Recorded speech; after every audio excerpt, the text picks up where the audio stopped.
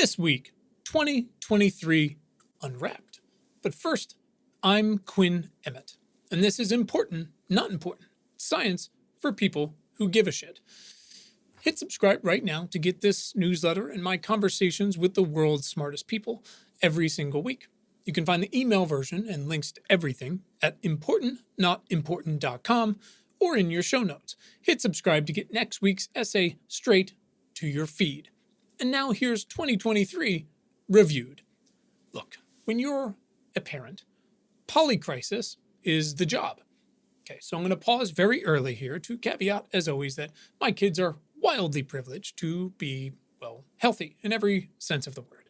They have clean air, clean water, real food, health insurance, shelter, a good public school education, and they do not live in one of the world's many war zones. So this is all a relative experience sort of thing. Anyways, yes, polycrisis should be your baseline expectation as a new parent and as a continuing parent, especially if you end up having more than one kid. In fact, setting expectations is really the key to parenting for behavior, bedtime, mealtime, nap time, exhaustion levels for you and the kids, your sex life, and more. For your kids who, for a period of time, do not know they have hands, obviously, but mostly also for yourself and your partner if you've got one. At one point, my wife and I had 3 kids under 3. It was glorious, exhausting, stressful, beautiful, unbridled chaos. Now we have 3 kids under 11, which is just different chaos. And if, considering the circumstances, that each additional child grows your externalities exponentially, you expect anything other than chaos, you're going to be hugely disappointed here every single day. Not to say being a parent is bad or sad or anything, again, wildly privileged, though it can be any of those things at any time. It's usually everything I could have ever wanted. Again, your mileage may vary. But my life and work often run in parallel. I'm the father of 3 kids, and also my day job is thinking about and writing about the unpaid costs of systemic externalities and what the hell we can do to reduce those, all of the things that we're exposed to. I help countries, companies, cities, families, and people ask, what are we exposed to? How can I reduce that exposure? How can I be prepared for the inevitable and the unexpected? What can I do to make this better for everyone now and in the future? What can I do?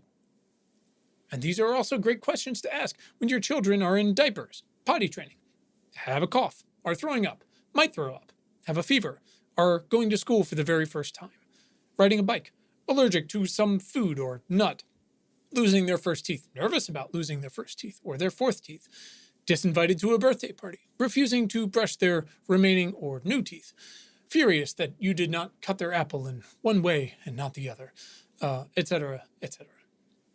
But as a parent, it's also important to understand that your risk changes over time. Risks when they're 3 are very different from when they're 11. But the rituals and routines you implement when they're young can either pay off later or come back to bite you in the ass, or both. And the point I'm trying to make is 2023 was really no different. Seeds of change planted long ago came to fruition, while other unexpected, radical change began to quickly and aggressively rewrite our understanding of geopolitics, biology, creativity, and the workplace.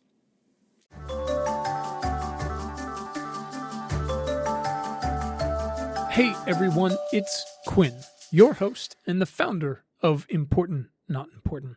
I'd like to take a quick minute to tell you about the INI or INI, whatever we're calling it these days, membership and community. It's a gathering place, really, for our most dedicated shit givers, a place to connect and learn from one another and to have access to me outside of the newsletter and this podcast. We started it last year, and it's grown to hundreds of shit givers from all kinds, from around the globe. I'm talking about teachers and investors, students, electricians, journalists, artists, scientists, and policymakers, and more. Members get exclusive access to our daily news homepage, which is very cool, and to much more top-of-mind weekly articles research and tools that you can use and to stay ahead of the game, member-sourced action steps, twice monthly book and culture recommendations that have nothing to do with the end of the world, virtual events, and of course, the membership Slack channel. Look, so many people come to us asking, what can I do? And we think we do a pretty good job of answering that question and providing context for the answer. But the best answers and the best perspective really come from the community, a wide-ranging community. And we would love for you to be a part of it, to feel supported yourself, and to contribute to discussions and actions alike. And of course, by becoming a member, you're directly supporting our work here and ensuring that we get to keep doing it. So if you'd like to learn more, head to importantnotimportant.com. And if you're already a reader, you can just hit the upgrade button at the top. If you're not, go ahead and subscribe for free, and you'll see the option to become a member at whatever level works best for you. And as always, you can always find the link to become a member right in your show notes. So thanks for listening. And as always, thanks for giving a shit. Back to the show.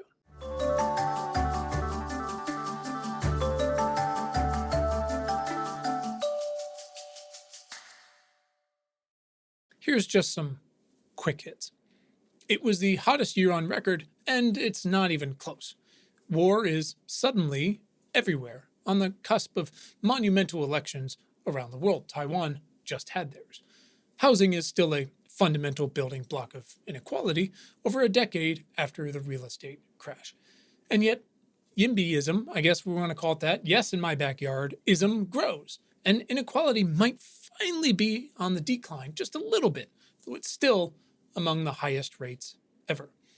Artificial intelligence context windows grow, as do chip orders.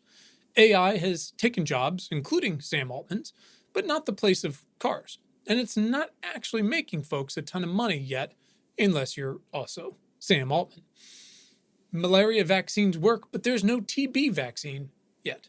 CRISPR has started to work for an ungodly price. Hunger grows. Migration grows. Renewable energy grows, as do new emissions. Journalism has never been more impactful, nor reduced to a thread. Now, on their own, each of these could be a co-benefit or a threat multiplier, a system unlock, or a failure point in this grand polycrisis. So in 2023, how did we adjust to these? How do we continue to build through them for a better future, a safer, more resilient future? And here's your last kid metaphor, I think. My friend Drew was the first among our group to have kids. Now, he may or may not remember this because he's got 3 kids, but as his first kid entered the toddler years, I asked him, how it was going. He gazed about 1,000 million miles into the distance and then said, when you get a puppy, and they were a really annoying puppy for about 2 years, but if you train them every day, then they're just a dog for another 12 years. It's great. With kid, just when you think you've nailed it, every 6 months, everything changes. Forever. Over and over again. And then you die. Oh, your kid's finally out of a crib? Good luck. They took their first steps? Best wishes. Done with bottles, finally, or elementary school or middle school? Congratulations.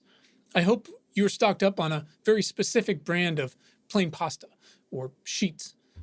Iterate and you die. And the same applies to our world. Transitioning to clean energy? Good luck with all of that mining. Barely survived a pandemic? You've beefed up all your healthcare infrastructure, right? Mandated electric vehicles? Truly fantastic. You've got your charging infrastructure sorted, right?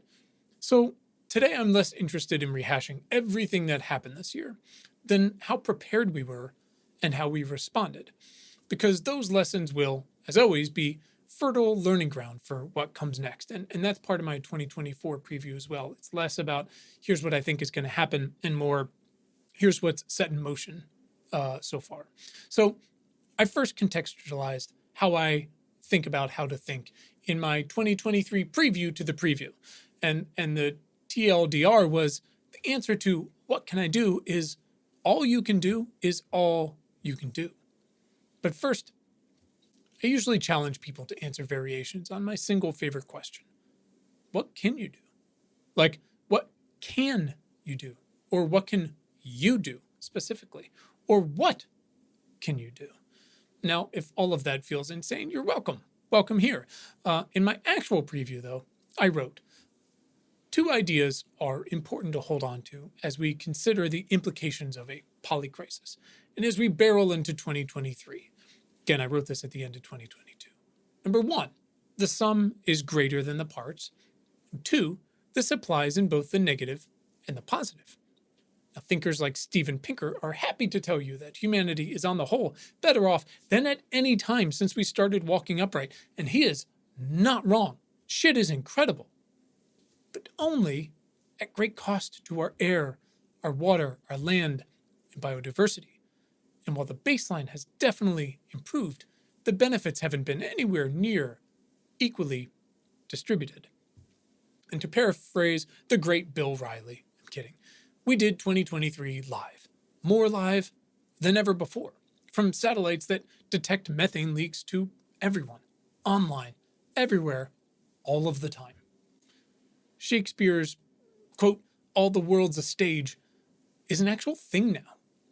So how did we do? How did we respond? And how did we set ourselves up for 2024? Let's talk about climate change. 2023 was the hottest year on record for a few reasons we're still arguing about, but mostly for the same reasons we're here talking about any of this shit at all.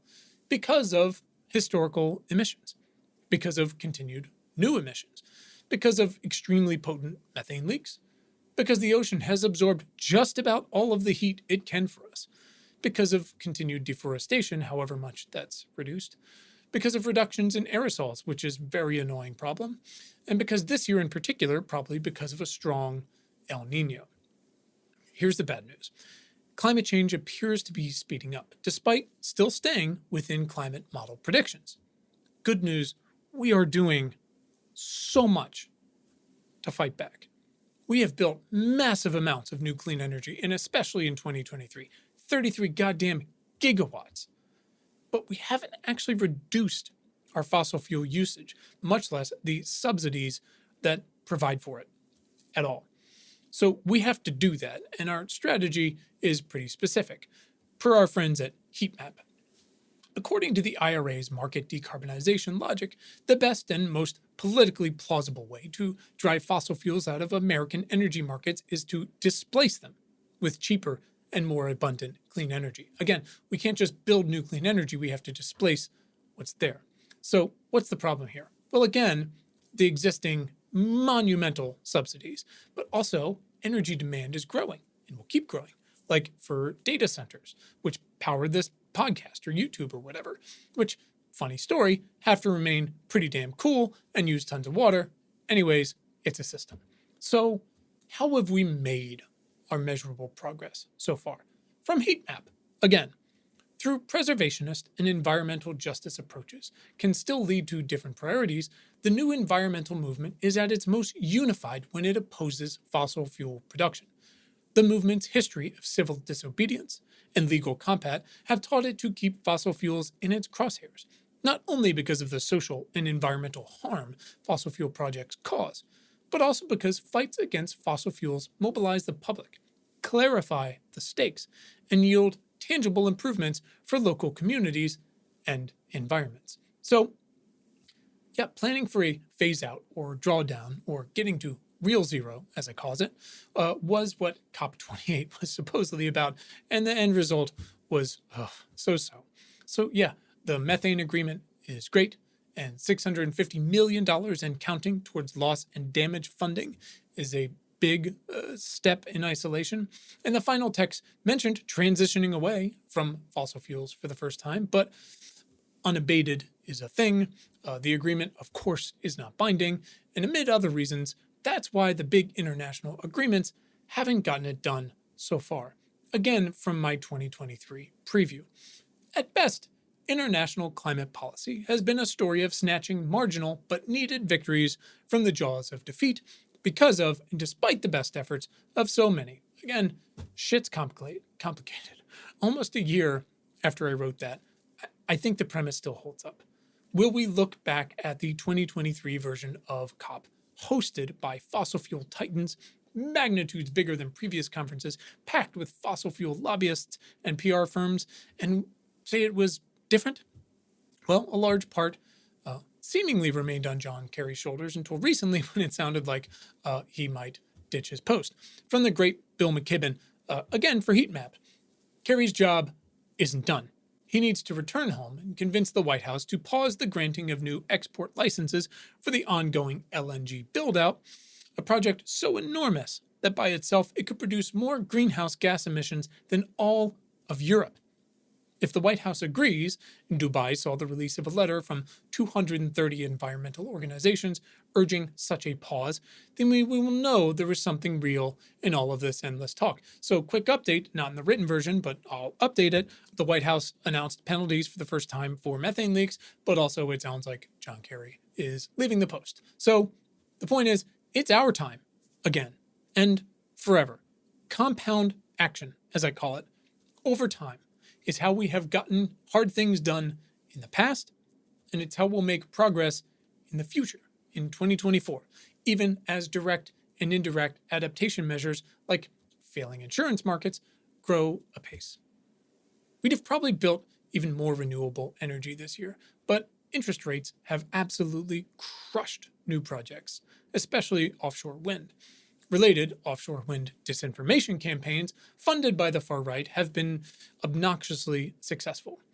Just this week, Democratic Congresspeople introduced a transmission bill that will certainly die a fiery death if it comes up in this Congress, but which can be a stepping stone if and when they swing the House back, hold on to the Senate, and re-elect old man Joe Biden.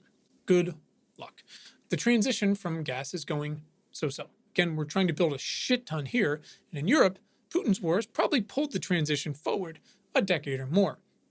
The US has simultaneously banned new gas in very precious few blue cities. Of course, that's being argued against in court, while actively, yes, considering an enormous LNG facility on the Gulf Coast. So if 2023 had a climate theme, it was that we just keep doing the things we know we shouldn't be doing, despite knowing everything we need to know. We know how dangerous gas stoves are now and how much they lied to us about it, but most people still love theirs because they don't know that stuff yet. We know how dangerous air pollution is, but states keep suing to keep it.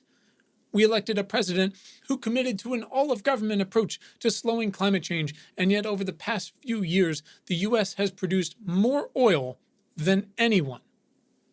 Anyone. So what can you do? Well, to start, at the very smallest, induction is rad as hell, and installing it is much cheaper and easier than, say, solar, which you should still do if you can, or yell at your city council about. The portable induction stoves make great holiday gifts. Well, I guess it's too late for that, but anytime gifts, you're welcome. Tell everyone about it. Be the influencer you want to see in the world. It's science. Again, that's the tiniest little thing. And 2023 might have gone differently for stuff like stoves if the IRA money wasn't taking forever to roll out. But again, the interest rates, which are semi-understandable, protectionism around minerals, materials, and manufacturing and permitting delays haven't helped the bigger projects. So you can't rely on a solar plant if you can't hook it up to anything. But again, with pressure from us, that might change. And good news, the IRA money has finally begun to roll out, and it's mostly gone to red states and low-income areas, which is great. Why? That's a great question. Well, one, it's great for it to go to low-income areas. Two, this is a long game. If the money continues to fund new factories and facilities, and most importantly, clean energy jobs throughout these traditionally red states, or increasingly red states, it will become relatively more difficult for those states' elected officials to vote against the policies that support them, that created those jobs, that lowered their bills. I mean, they probably will anyways, because what the fuck do they care? But I'm just saying, now they're actively biting the hand that feeds their constituents. Okay, what else happened? Thanks to a U.S. House of Representatives that is somewhat less than functional, the Farm Bill hasn't actually happened yet. The EPA lost the ability to protect quite a lot of our wetlands, so they pivoted to a plan that removes all of America's lead pipes, which is a no-brainer, technically and metaphorically, massively undertaking with significant co-benefits. The past few years have seen broad pushes to remake transportation to be more electric. In 2023, four-wheel electric vehicles are selling like hotcakes, even if US car dealers really, really do not want them to. In Europe, Chinese car brands overtook legacy automakers, and two-wheelers are all over Asia, even in places where car ownership has never been a thing. The Biden administration threw billions at trains this year, which is going to be a long build, but it is the largest investment in decades, following up strategic purchases of tracks that should enable more routes and more trains at, again, relatively faster speeds, all of which, hopefully, eventually, reduce highway traffic, emissions, and pollution. Which is good, because as much as the first federally funded EV chargers are coming online, and as much as Tesla's charging standard overwhelmingly became the standard, charging in America truly is a shit show. One problem is data behind charger breakdowns and maintenance, something the administration is aware of and actually trying to unlock, because you can't really fix what you can't measure, and you can't really measure and compare stuff when it isn't standardized and they aren't talking to each other, or at least the same language. Speaking of data, let's dig into AI and all of that stuff. In my preview, I said 2023 will continue to be a story of who else has your data besides you. This is not a big leap, listener, obviously. Everyone has your data, and they leak it and or sell it all of the time. Truly, truly. Phones, speakers, cars, TVs, toys, and more. Sure, yeah, Meta started finally encrypting messages on Facebook and Messenger, but overall in 2023, data ethics remains pretty not great. Now, is that because of all the big tech companies consistently choosing profits over ethics?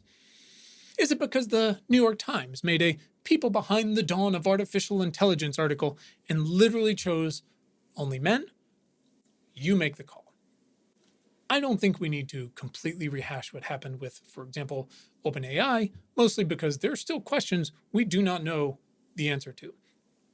Did the chaos give Anthropic and Perplexity and Google room to keep up? I predicted they would long before it went down. I said, I have no doubt the very intelligent and ambitious folks at Google who pioneered useful search only to cannibalize their best product with ads and usually ads for their own doorbells will catch up to this deluge of new OpenAI-powered tools. But wow, they've got a fight ahead of them. But the jury's out. Still, I mean, it's both only been a year, but holy shit, what a year. The Silicon Valley E/ACC crew trumpeted technological progress at all costs, or I guess, as is usual, refusing to acknowledge any costs, to which I said, empirical data will tell you we have constructed a world where technology keeps changing the world, building fortunes overnight, and leaving millions behind. Where markets drive innovation, but entirely free ones have hurt many, many people. Where real-world economic inequalities persist, where we have raped our ecosystems for magical 2-day shipping, where we still fight wars and hunger and malaria and TB and racism and monopolies as we build electric planes and genomic sequencing and data centers as the brains behind all of it, knocking out breathless weekly headlines like, "Are longevity stocks the next big thing?" On the other hand, I do have so much hope. Active hope. I believe we are fighting what Tolkien called the long defeat. I'm wholly committed to rewriting the world's power systems, literally and figuratively, to benefit the most people, and especially the purposefully disadvantaged and marginalized. So what do we do about it all this year? And what do we do to prepare again for 2024 for the next stage? Is this already the revolution it's expected to be?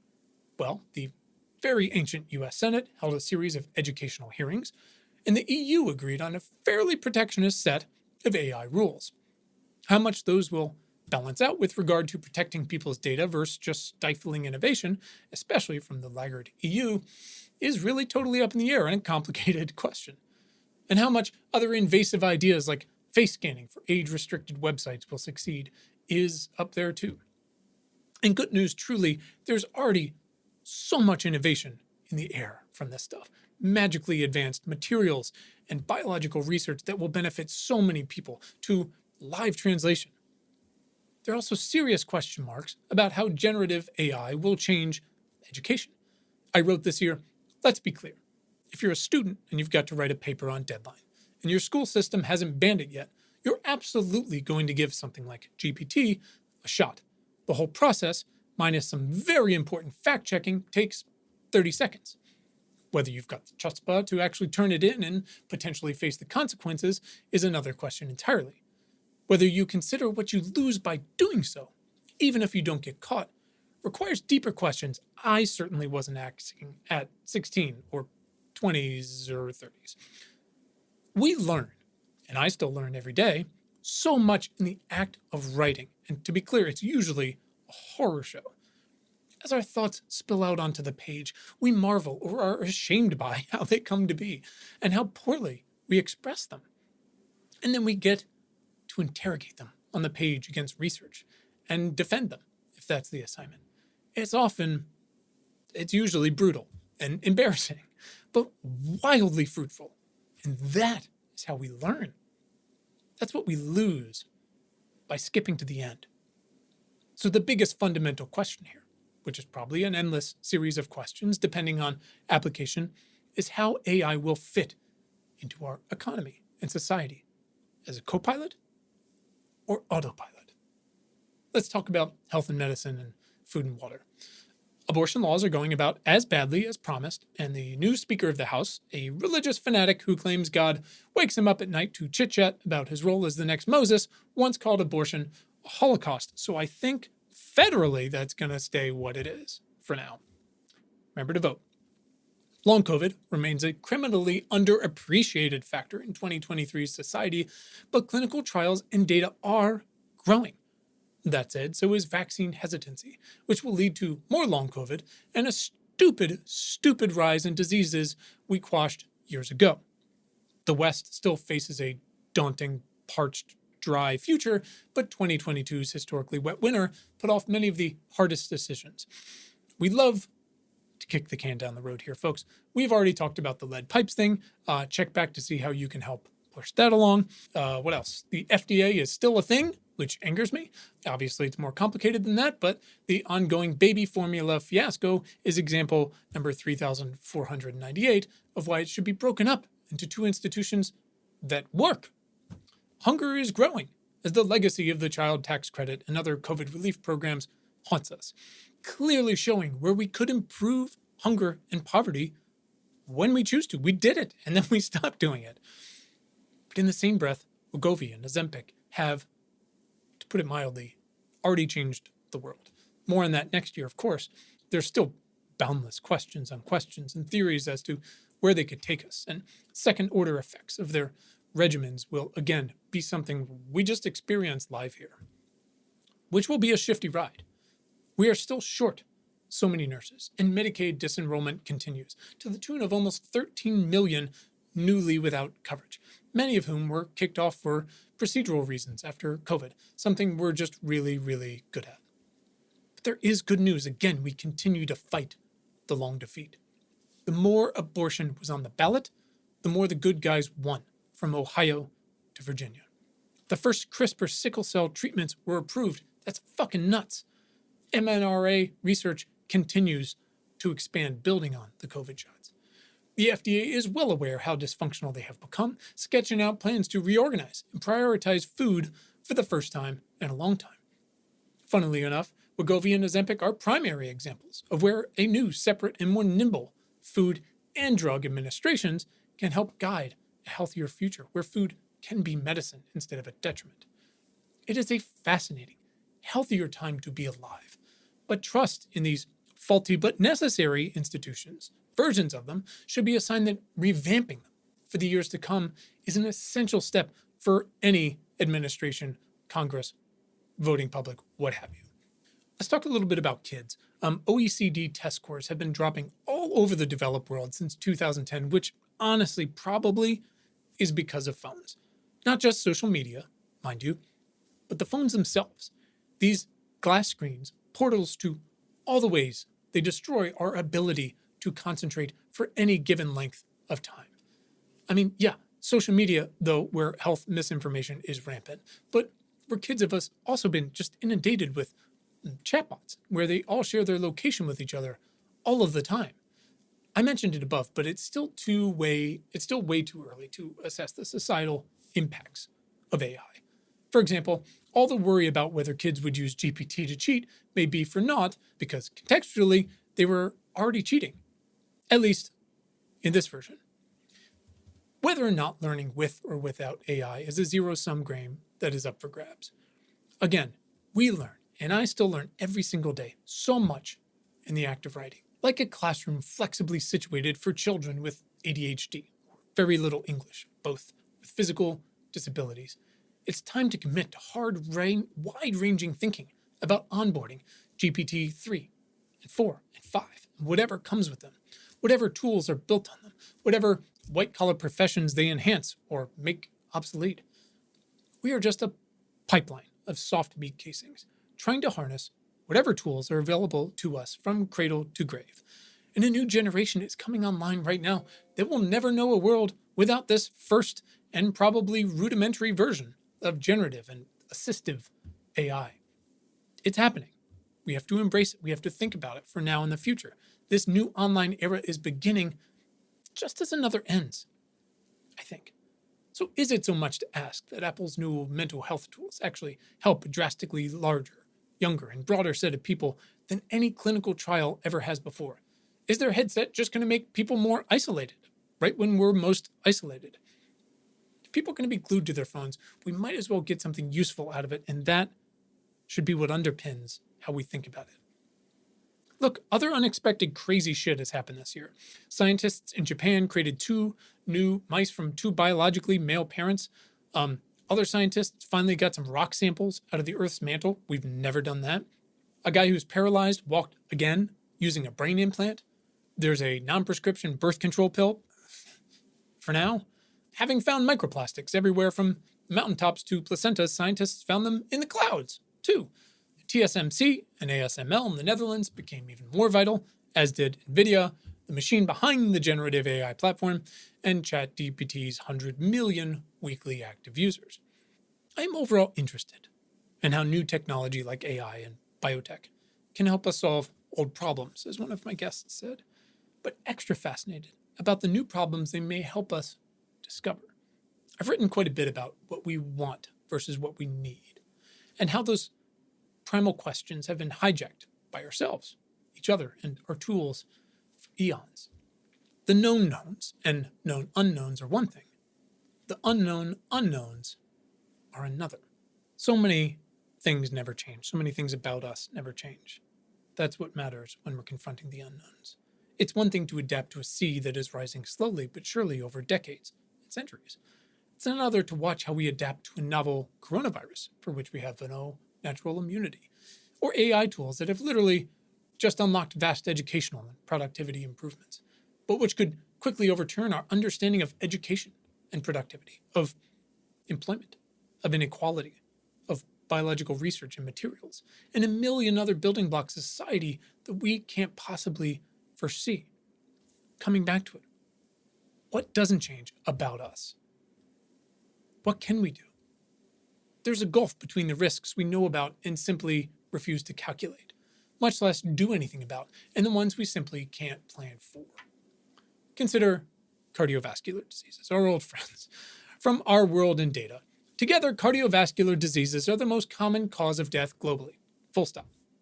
In 2000, about 14 million people died from cardiovascular diseases globally, while in 2019, close to 18 million died. The rising death toll is largely due to a growing and aging population. Death rates from cardiovascular diseases have actually fallen in many countries, as our ability to prevent and treat them has improved. Let's talk about how we got there. Large declines in smoking, improvements in screening, diagnosis and monitoring, and advances in medical treatments, public health initiatives, emergency care, and surgical procedures, all down the line.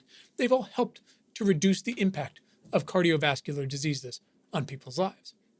I would argue, as usual, that the way we prepare for the unknown unknowns is to constantly reinforce the baseline, to control what we can control, to know ourselves and control what we can control, to relentlessly identify the weakest links in our systems and upgrade them. And I don't just mean the obvious fundamental shit like air, water, food, and shelter. I mean reinforcing and expanding our commitments to privacy, to rewilding ecosystems, to civil rights, to encryption and indigenous peoples, to interrogating and rooting out our biases, to journalism and education, elections, and voting rights. It's safe to say we understand very little now, but it's vital we understand this, that we often remain the same while progress is again accelerating. A storm of irrevocable change is here. But we've left many of our most fundamental requirements exposed to ourselves and to the elements. Now, again, I know this quote really perfectly describes your first days at home with a newborn. And it really describes why, in a tumultuous 2023, the youths have basically turned against everyone in power. The story hasn't changed that much. We've come so far and have so far to go, if we'll let it. But doing the unsexy work of pulling forward the millions and billions who've been disadvantaged all this time, and I'm including all children in that group, will only enable us to go even farther in the years to come. That part will never change. That's it. You can go deeper at importantnotimportant.com. Please hit subscribe to get next week's essay and my conversations with guests, which are restarting soon. And give us 5 stars review wherever you listen. We appreciate it. Have a great day.